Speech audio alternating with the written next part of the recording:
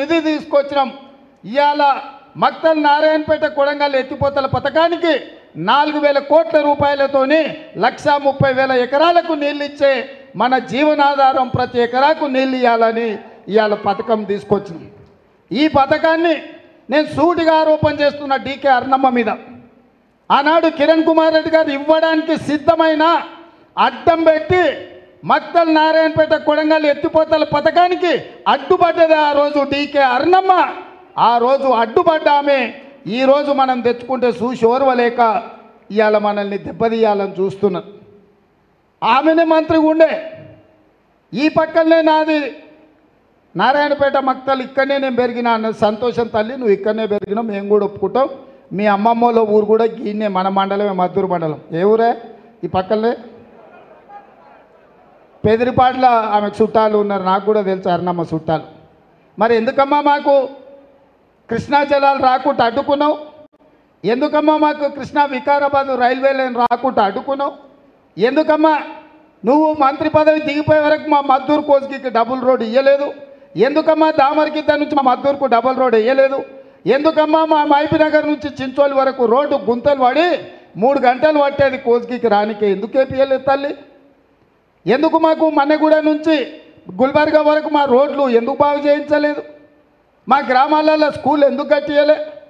మా polytechnic college మేము తెచ్చుకుంటే చాలా రోజులు దాన్ని కట్టకుంటే ఎందుకు అడ్డం పడ్డవు తల్లి? మా దౌలతాబాద్కు మా బొమ్మరాజ్పేటకి ఇయ్యాలకి జూనియర్ కాలేజీలో మొన్న నేను వచ్చి తెచ్చుకునే వరకు ఎందుకు ఇవ్వలే తల్లి? కోస్గిలో మా మహిళా డిగ్రీ కాలేజీను ఎందుకు ఇవ్వలే?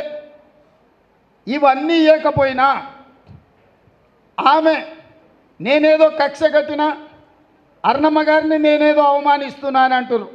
అమ్మ తల్లి, నేను ఈ రాష్ట్రానికి ముఖ్యమంత్రిని. ఈ మహబూబ్నగర్ జిల్లాలో నాకు శత్రువులు ఎవరు లేరు, నాకు ప్రత్యర్థులు కూడా ఎవరు లేరు. శత్రువుతో చేరి శత్రువు చేతులు నువ్వు కత్తి దాకని మాత్రమే చెప్తున్నా. శత్రువు ఆ కత్తి తీసుకొని పాలమూరు కడుపులో పొడవాలనుకుంటే శత్రువు చేతుల్లో నువ్వు చురకత్తి పోయి మా కడుపులో ఎందుకు ఓడిస్తున్నావు తల్లి అని చెప్పిన నేను.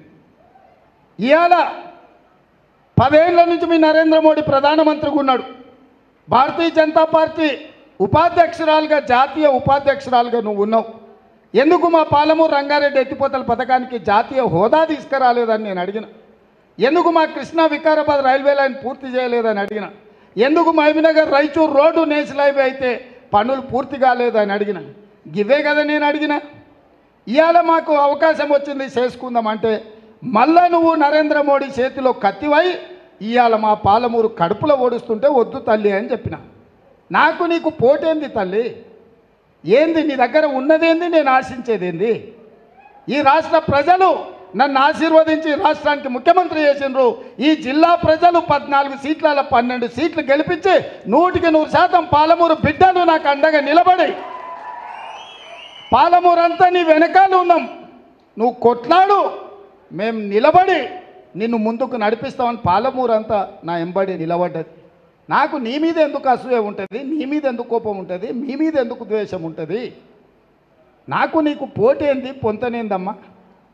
నేనెప్పుడు నీ మీద అసూయ పడలేదు, నేనెప్పుడు నీ మీద కోపం చూపించాలి. నిన్నమన్నా టీవీలలో పేపర్లలో మాట్లాడుతుంది రేవంత్ రెడ్డి నన్ను అవమానించండి, రేవంత్ రెడ్డి నన్ను ఏదో అంటున్నాడు. నేనేందుకు అంటమ్మా? ఏముంది మీ దగ్గర నేను అసూయ పడడానికి? నీ సొంత గద్వాలనే మన ఎన్నికల్లో నువ్వు పోటీ చేయలేదు. నీ పార్టీ తరఫున పోటీ పెడితే 7,000 ఓట్లు వచ్చినాయి. డిపాజిట్ జప్తు అయిపోయింది నీ గద్వాల్లో.